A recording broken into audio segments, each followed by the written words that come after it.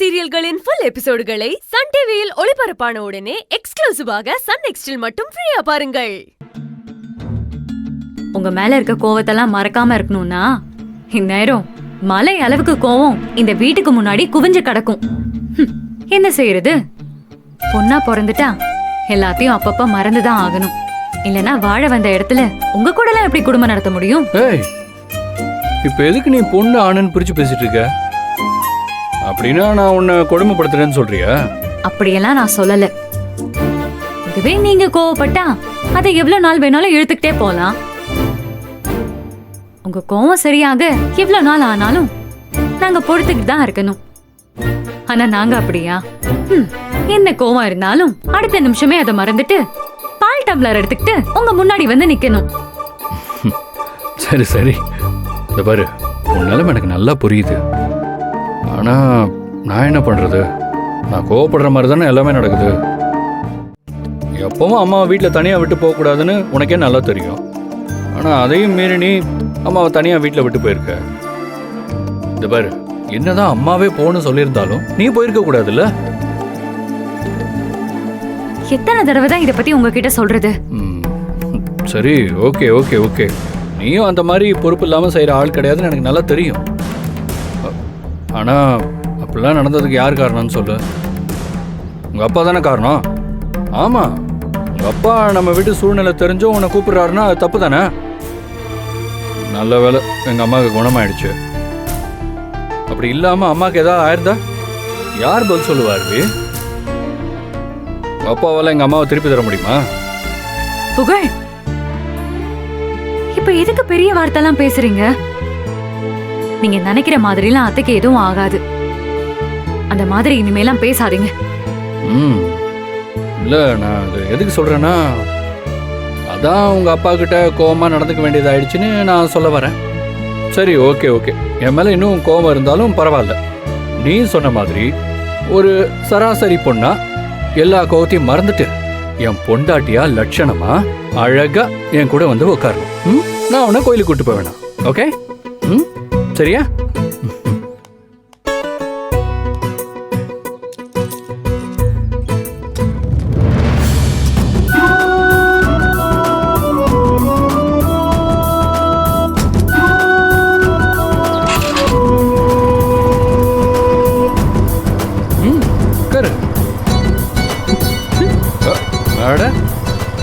Hello, உட்காருங்க madam.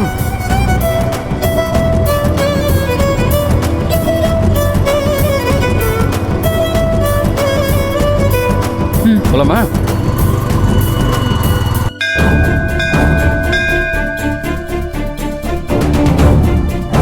மா, இன்னைக்கு எங்க தலைவருக்கு பிறந்த நாள், அதனால நன்கொடை ஏதாவது பண்ணு. இந்தா புடி. அதுக்கெல்லாம் தர முடியாதுப்பா. என்ன நினைச்சா புக் எடுத்துட்டு வந்து நன்கொடை அது இதுன்னு கிளம்பி வந்துடுறீங்க? முதல்ல கிளம்பு. இங்க பாரு, யாருகிட்ட பேசிட்டு இருக்கன்னு தெரியுதா? நன்கொடை கூடன்னு டீசெண்டா தானே பேசுறோம். மரியாதையை காப்பாத்த மாட்டியா நீ? இங்க பாரு, அசிங்கப்படாம காசை கொடுத்துரு, நாங்க போயிட்டே இருக்கோம். இங்க பாருங்க, இன்னும் வியாபாரமே நடக்கல. என்கிட்ட பணம் இல்ல, தயவு செய்து கிளம்புங்க. ஏம்மா, பணம் இல்லைன்னா நாங்க போயிருவோமா? சரி, நீ கொடுக்க வேணாம், நானே எடுத்துக்கிறேன். விடுடா, கைய விடுடா. எடா கைய விடுன்னு சொல்றேல, போடாங்கட்டு. இங்க இருந்து போங்க முதல்ல. ஏய், நீ தான் பணம் இல்லைன்னு சொல்லிட்டேல்ல, அப்புறம் எதுக்கு பதற? ஏய், அந்த இல்லாத பணத்தை எடுத்துட்டு வாடா. சரிண்ணே. விடுடா. ஏய், விடுடா. நிறுத்துங்கப்பா. என்ன உங்களெல்லாம் கேட்க ஆள் இல்லைன்னு நினைச்சு அராஜகம் பண்ணிட்டு இருக்கீங்களா? ஒரு அம்மா இங்க வியாபாரம் பண்ணி பிழைக்குது, நீங்க தடிமாடு மாதிரி இருந்துகிட்டு அடுத்தவங்களோட பணத்தை பறிக்க பாக்குறீங்க. ஒழுங்கு மரியாதை இங்க இருந்து போயிடுங்க, இல்லனா இப்பவே போலீஸ்க்கு போன் பண்ணிடுவேன். ஏய் பெருசு, ஒழுங்கா போயிரு, இல்லனா தேவையில்லாம அடி வாங்குவா, பாத்துக்க. ஏய், என் வயசு கூட மரியாதை இல்லாம பேசிட்டு இருக்க நீ. இந்த மிரட்டலுக்கெல்லாம் நான் பயப்பட மாட்டேன். முதல்ல இந்த அம்மா கிட்ட பிரச்சனை பண்ணாம இங்க இருந்து போயிடுங்க. அப்படிதான் ஏன் பண்ணுவோம்? என்ன பண்ணுவ? போலீஸ கூப்பிடுவியா? ஆமா, எங்க கூப்பிடு. பாக்குறியா? கூப்பிடுறியா? எப்படி அராஜகம் பண்றானுங்க? கூப்பிடுங்கறல, இத பெரிய ஆளாச்சே, கூப்பிடு. அருவி, உங்க அப்பா தானே? அவ்வளவுதான் பாத்துக்க. ஆமா, கூப்பிடியா? புகழ் வாங்க போலாம். ஏய் ஆ? அப்பா ஏய் எதுக்கிட்ட ஒரு மேலே கவிக்கிற? என்ன இங்கே பிரச்சனை?